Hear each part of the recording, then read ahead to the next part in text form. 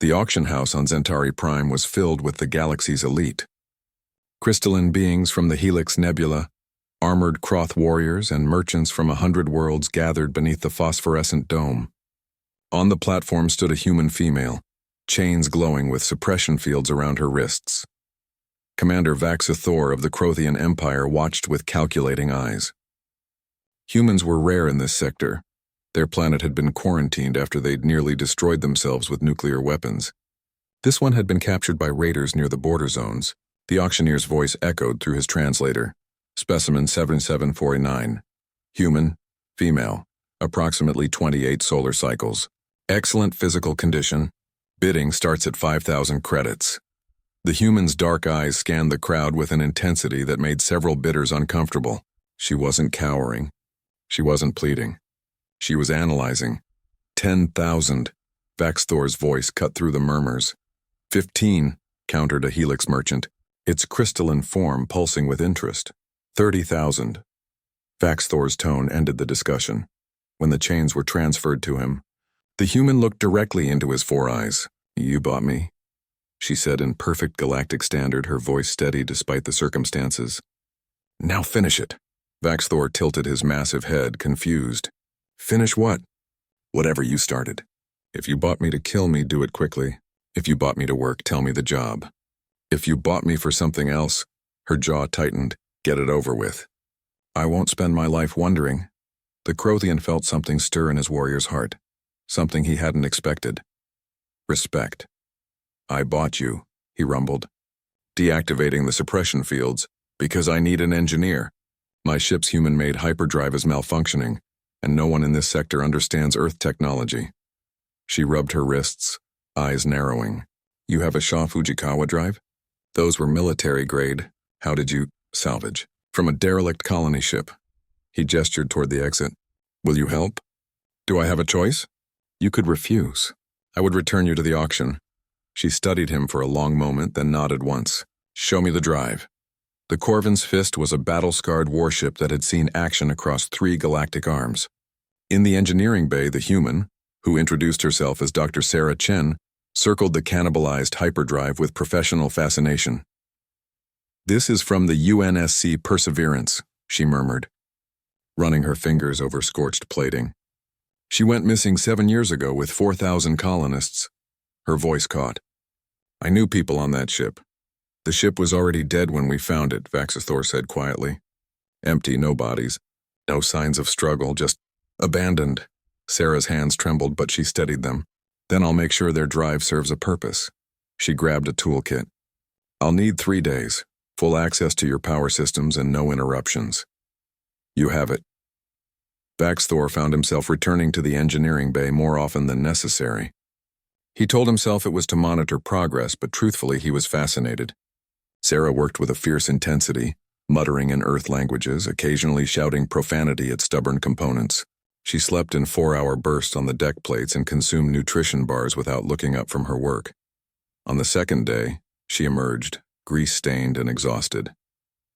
The drive's main coupling is misaligned with your ship's power grid. Whoever installed it didn't understand the resonance frequencies. One more jump and you'd have torn a hole in space-time. Vaxthor's spine ridges rose in alarm. Can you fix it? Already did. But I need to recalibrate the quantum field generator. That requires a test jump. Where? She smiled, the first time he'd seen her do so. Anywhere. Surprised me.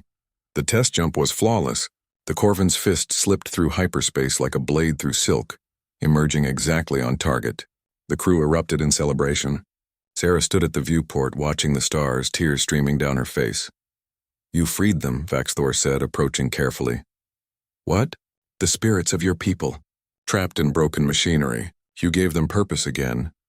Sarah looked at the massive alien warrior with something like understanding. In Earth culture, we'd say I honored their memory. In Krothian culture, Vaxthor rumbled, what you did is called Teshavar, soul binding. You bound your spirit to theirs through your work. It's sacred. Over the following months, Sarah remained aboard as chief engineer, but her role expanded. She advised on human trade routes, negotiated with suspicious Earth merchants, and even helped repel a pirate attack by rerouting power Through systems the raiders thought offline. The crew, initially wary of the human, grew to respect her. She learned their names, their customs, shared meals in their mess hall. She became one of them. Baxthor found himself seeking her counsel on matters beyond engineering. Her perspective was unique, human intuition combined with alien objectivity. And somewhere in those conversations, late-night discussions about philosophy and war, family and loss, respect transformed into something deeper. It was Sarah who broached the subject, characteristically direct. They stood in the observation deck, watching a nebula bloom across the viewport. "Your crew thinks we're bonded," she said without preamble. Baxthor's throat sacs colored, the Crothian equivalent of a blush. "The Teshuvah ritual. It's sometimes a prelude to mate bonding. Is that why you freed me? Removed my slave designation from the registry?" "No, I freed you because it was right. You were never property, Sarah. You were always free." She turned to face him fully. "Then I choose to stay. Not as crew, not as an engineer." She took a breath. "As your mate, if you'll have me." Baxthor's four eyes widened. "You understand what this means? In Crothian culture, mate bonds are eternal. We would be bound until death." "You asked me to finish what you started," Sarah said, stepping closer. "You freed me from chains, gave me purpose, treated me with honor. Maybe it's time we both finish this. Together." The Crothian warrior, veteran of 100 battles, felt his warrior's heart surge with an emotion he'd thought lost to him. "Then by the ancient laws of my people, and in the presence of the stars themselves, I accept your bond, Sarah Chen of Earth." She smiled. "And I accept yours, Vaxthor of Croth." The wedding ceremony combined human and Crothian traditions, a celebration that lasted 3 days and was attended by the entire crew. When asked how an auctioned slave became a commander's wife, Sarah would simply smile and say, "He bought me.